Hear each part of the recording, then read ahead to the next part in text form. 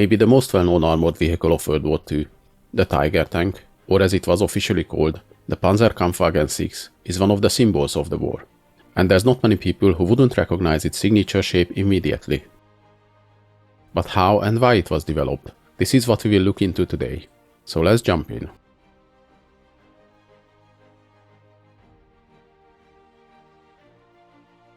The Tiger tank, just like its sibling the Panther, was a product of the shock the German army received after invading the Soviet Union in 1941 during Operation Barbarossa. The German forces started the invasion in the belief that their tanks are superior to anything the Soviets can produce. Though on paper the Soviet Union's tank force was enormous, with more than 23,000 units, more than 4 times the size of the German Panzer force, which included only 5,200 tanks. But most of the Soviet tanks were older designs. The training of the tank crews and the armored tactics were both lacking. The German armored forces mainly consisted of Panzer III and IV tanks, which were thought to be superior to Soviet tanks, though they were also both mid-1930s designs. In the first encounters this proved to be true, as the German panzers easily dispatched the old Soviet T-26 and BT tanks, and even the heavier T-28s and T-35s. But very soon they received an unpleasant surprise when they met the first T-34 and KV-1 tanks. The KV-1 in particular was almost impenetrable to the German 37 and 50mm anti-tank guns, and even the T-34 was only vulnerable at close range, while both Soviet tanks featured a 76mm cannon which could destroy the German tanks from long ranges. The T-34 was used in numbers, and though it had its problems, and the Soviet tank force coordination was lackluster, the tank itself was seen by the Germans as a great leap in tank design.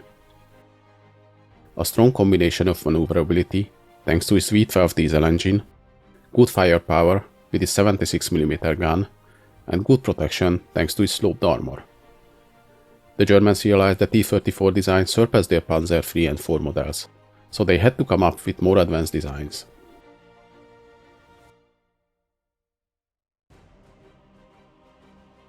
Though the development of the Tiger tank was motivated by the encounters with the stronger and better Soviet tanks in 1941, and they arrived at the battlefield in 1942, actually the roots of the design lead us back to the mid-1930s. So let's jump back a decade to 1935, when the first idea of the breakthrough tank surfaced in the German military. Thanks in part to the French obsession with building super heavy tanks, like the Char B1 or the Char 2C. Although the French only built a handful of these, the Germans thought they will indeed keep building them. Though the idea at first didn't take hold, it resurfaced a year later, and the Ordnance Directorate issued Krupp to design a turret that could mount a 75mm gun for the new planned 30-ton tank. The 30-ton limit was chosen because of the engine limitations and bridge crossing capabilities, and the 75mm gun was requested as the planned vehicle would need to be able to go toe-to-toe with the French heavy tanks. For the design and manufacturing of the hull, the Henschel company was selected, who already had experience building the Panzer I and II tanks. The concept was originally called Begleitwagen Verstärkt, as a reinforced support tank, then renamed to infantry tank, while in the end it got finalized as Durchbruchswagen, or breakthrough tank. The new tank was planned to feature 50mm of armor, and powered by a 300 horsepower Maybach engine. 2 prototypes were built, the DW1 and DW2, which were finished in 1938. Both variants were tested, but for various reasons the work on them didn't continue, and the project merged into the VK3001H design. This design was very similar to the Panzer IV layout, but it was larger, more well-armored, and used the overlapping road wheels, later seen on the Panther and Tiger tanks. In early 1941, as the armor requirements increased, Henschel worked on a more advanced design for a new tank in the 30-36 ton range, and this was the VK3601H, which was initially meant to be a medium tank replacement, mounting a smaller, tapered bore gun. If you look at the pictures of its prototype, you can already see the resemblance to the later Tiger design.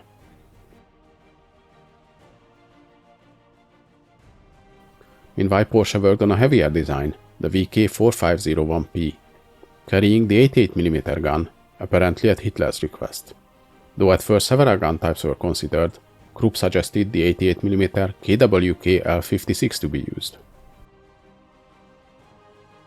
While the work on the Porsche design advanced nicely, the future of the handshell VK3601 was questionable, as the planned tapered bore gun used a tungsten core shell, and this was a rare material for Germany.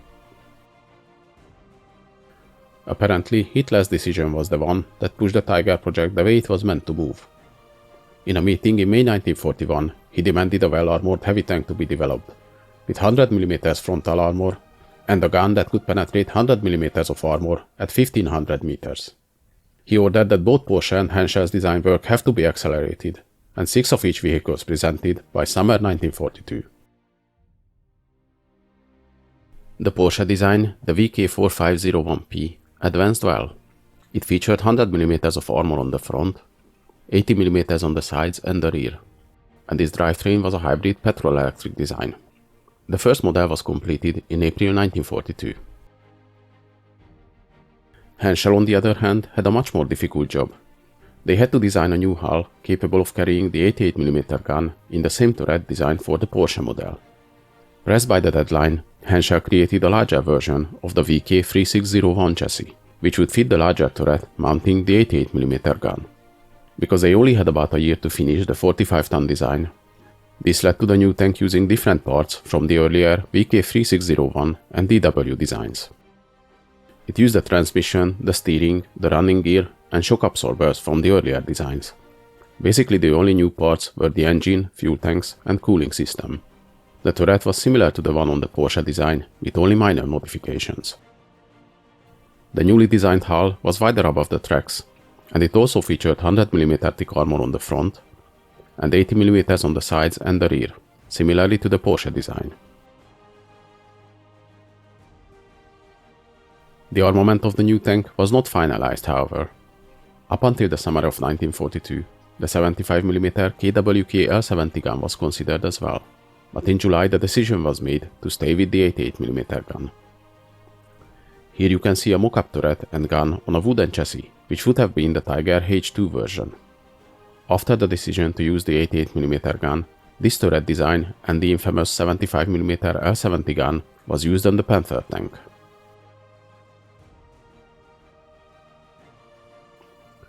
If you want to know more about the interesting history of the Panther, I have already made a video about that tank. Check it out. Eventually both the Henschel and the Porsche designs were ready and presented to Hitler on his birthday. During the trials both of them experienced mechanical problems, and though the Porsche design was faster, the Henschel was more maneuverable, thanks to its lower weight. Hitler initially preferred the Porsche design, but his generals convinced him that the Henschel design is more preferable. The Porsche design's electric drive was complicated and required a lot of copper to manufacture. The Henschel design was preferred, but the Porsche one wasn't dismissed yet either. Both companies made refinements on their vehicles, and a comparative test was held in November. It's been said the tests were staged to favor the Henschel design above the Porsche one, but sadly we will never know this for sure. Nonetheless, the Henschel design was chosen to put into production as Panzerkampfwagen VI Tiger.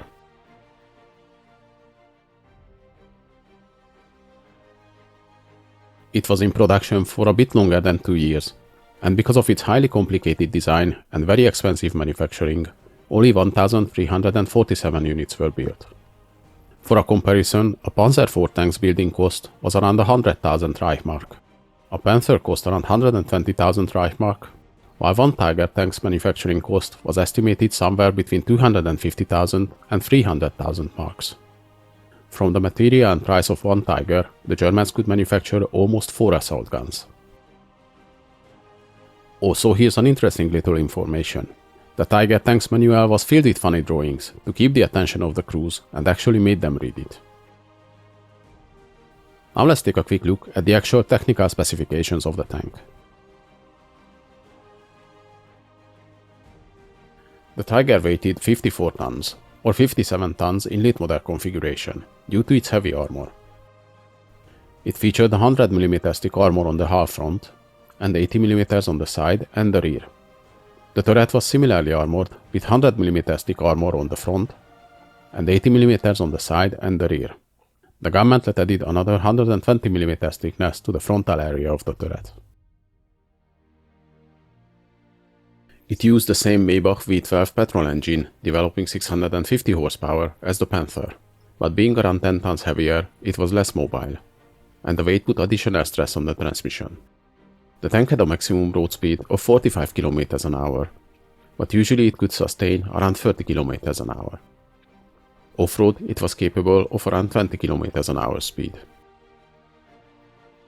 Its armament consisted of the 88mm KWK-36 L56 main gun and 2 or 3 machine guns. The 88mm was a field weapon in World War II, as it could penetrate almost any Allied tank from around 1000 meters.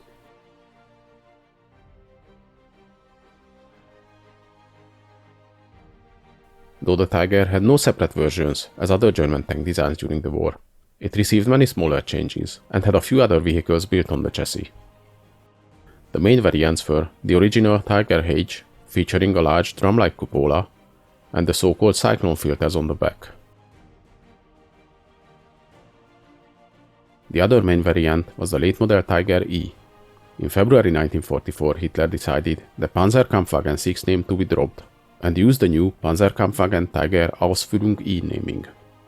It featured a small lower-profile cupola from mid-1943, missing the cyclone filters and smoke dispensers, and it also received an updated gun mantlet, thicker turret roof, and a stronger engine.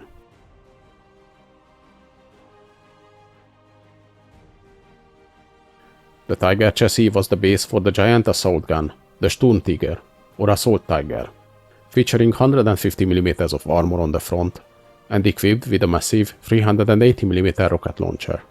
It was aimed to be used against fortifications. Some of the already built Porsche variants were used as well. One was converted to a command vehicle and received additional 100mm bolt-on armor on the front. Some 90 of the Porsche chassis were converted to the Ferdinand tank destroyers, carrying the 88mm L71 gun and featuring 200mm thick frontal armor plates.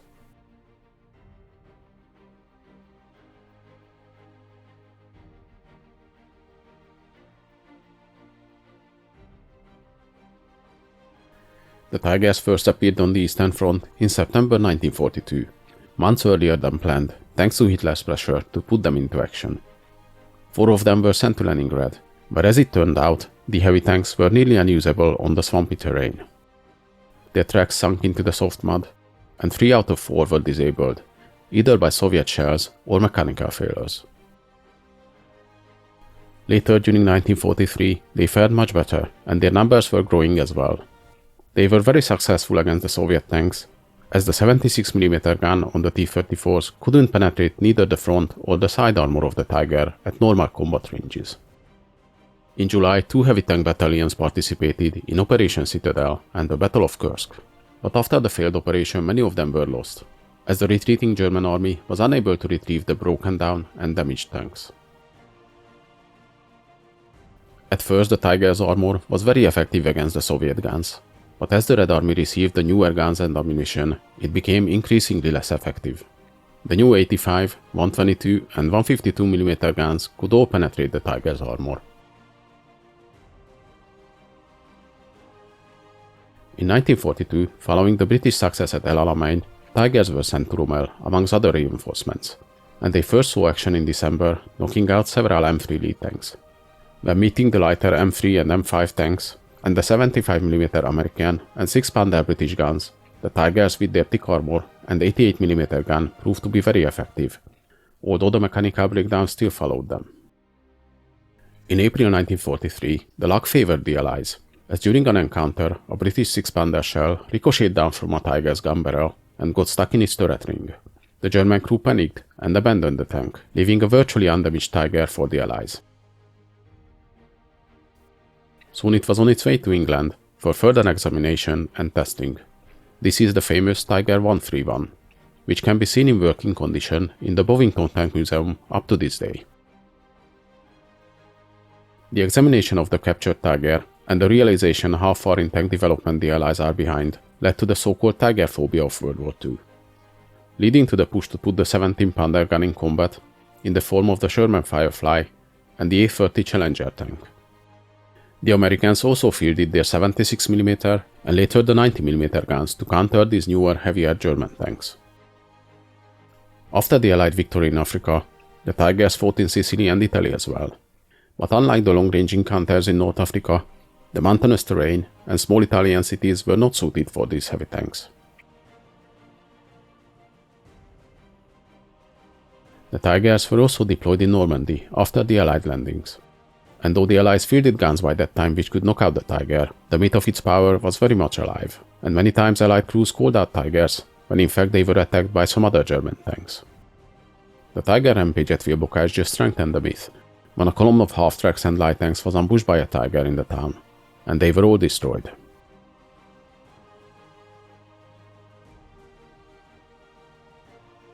The Tigers, despite their low numbers and their production ending in 1944, fought until the very end, the last ones even participating in the Battle of Berlin.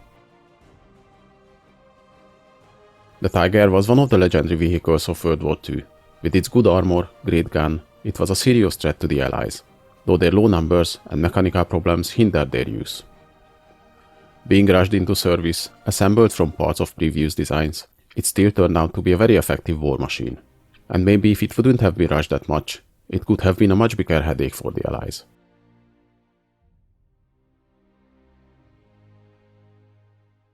Hope you guys enjoyed this video. Please leave a like, subscribe to my channel, and in the comments let me know if there's any interesting events or vehicles you'd like to see.